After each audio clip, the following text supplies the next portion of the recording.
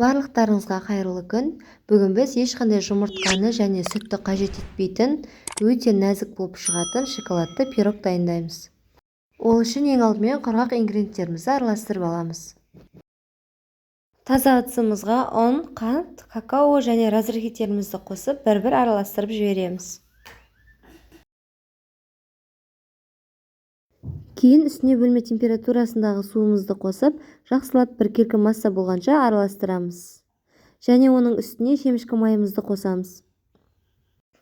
Нәтижесінде видеода көрсетілгендей қоймалжың әдемі масса шығады. Енді дайын болған массамызды кальциямызды жақсылап орналастырып, құйып шығамыз.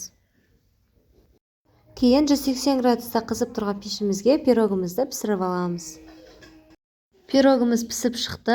Мен бетіне шоколадты глазур құйдым. Сіздер өз қалауларыңыз бойынша сәндеп шықсаңыздар болады. Өздеріңіз көріп тұрғандай, ешқандай жұмыртқасыз, сүтсіз, өте дәмді пирог дайын болып шығады.